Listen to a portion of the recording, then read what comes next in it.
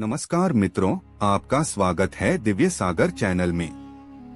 यहाँ हर कहानी केवल सुनने की नहीं, बल्कि आत्मा से अनुभव करने की होती है।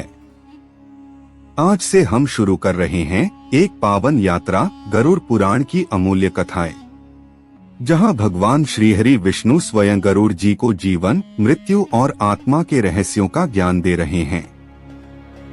ऐसे ही अपना प्रेम बनाकर रखिए और सागर को देखते रहिए।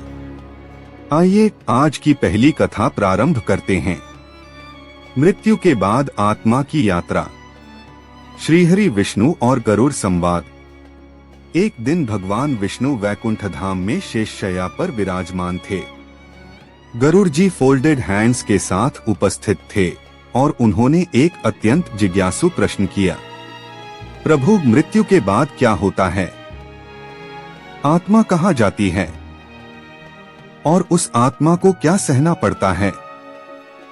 श्रीहरि ने शांत स्वर में उत्तर दिया, हे गरुड़, मृत्यु के बाद की यात्रा बहुत गूढ़ है। मैं तुम्हें वह ज्ञान दूंगा जो केवल परम योगियों को प्राप्त होता है। मृत्यु और आत्मा का अलगाव। जब प्राणी की मृत्यु होती है, उस क्षण वह जो देखता है वह केवल उसका जीवन नहीं, बल्कि उसके पूरे कर्मों का चलचित्र होता है। यमदूत आते हैं काले, भयंकर, रौद्र रूप में। वे आत्मा को उसके शरीर से बाहर खींचते हैं और तब आत्मा की यात्रा शुरू होती है। 47 दिन की कठिन यात्रा। भगवान श्रीहरि कहते हैं, हे गरुड़, आत्मा 47 दिन तक यमलोक की ओर चलती है। वह नंगे पांव कांटों पर चलती है, जल के लिए तरसती है, आग से जलती है, भूख से व्याकुल होती है और हर दिन का बोझ उसके पापों से बढ़ता जाता है।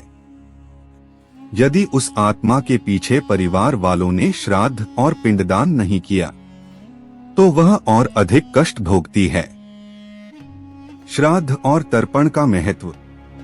भगवान विष्णु कहते हैं, श्राद्ध, पिंडदान, तर्पण ये आत्मा को भोजन, जल और विश्राम प्रदान करते हैं। बिना इन कर्मों के आत्मा प्रेत योनि में भटकती रहती है। जो पुत्र, जो परिवार अपने पितरों का श्राद्ध करता है, वह पुण्य के भागी होते हैं। चित्रगुप्त का लेखा। जब आत्मा यमलोक पहुंचती है, चित्रगुप्त जी उसका जीवन खोलते हैं। हर दिन, हर कर्म, हर झूठ, हर दान, हर गाली, सब दर्ज होता है। फिर यमराज न्याय करते हैं। जो धर्मी है वह स्वर्ग जाता है, जो पापी है उसे नरकों में भेजा जाता है। नरकों की झलक।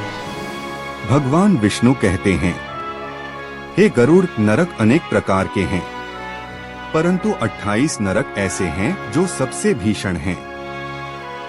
कुछ नरकों के उदाहरण। तामिस्र, विश्वासघातियों को लोहे की जंजीरों में जकड़ा जाता है। रौरव, हिंसक जीवों को आग के सांपों से डसवाया जाता है। कुंभिपाक, संतों का अपमान करने वालों को उबलते तेल में डुबोया जाता है। असिपत्रवन, जहां आत्मा तलवार जैसी पत्तियों वाले पेड़ों पर दौड़ाई जाती है। आत्मा को कौन बचाता है? गरुड़ पूछते हैं, प्रभु, क्या आत्मा को इन नरकों से बचाया जा सकता है? भगवान कहते हैं, हाँ, गौसेवा, दान, सत्य, संयम और नाम जप यही रक्षा करते हैं। जो गीता पढ़ता है अच्छा है, पर जो गौमाता की सेवा करता है वह तो मेरे हृदय में निवास करता है। हर सुबह एक रोटी गाय को देने वाला नरक की जंजीरें काट देता है। कथा का समापन और अगली झलक। तो मित्रों, आपने आज जाना आत्मा की भयंकर यात्रा, यमदूतों का आगमन, 47 दिन की पीड़ा, चित्रगुप्त का न्याय और नरकों की झलक। लेकिन यह तो सिर्फ आरंभ है। अगली कहानियों में हम एक एक नरक की संपूर्ण कथा लाएंगे। उसका नाम, उसका स्वरूप, किस पाप के लिए वह है, कैसी होती है यातना और कैसे बचें उससे। इसलिए बने रहिए दिव्य सागर के साथ, जहां हर कथा है मोक्ष का द्वार। अगर ये कथा आपके अंतर्मन को छू गई हो तो कृपया लाइक करें, शेयर करें, चैनल दिव्या सागर को सब्सक्राइब करें और अगली कथा आने पर सबसे पहले सुनने के लिए बेल आइकन जरूर दबाएं। श्री हरि राम राम मित्रों, फिर मिलते हैं अगली कथा में तामिश्र नरक की डरावनी और सत्य कथा के साथ। जय गरुड़ पुराण, जय श्री हरि।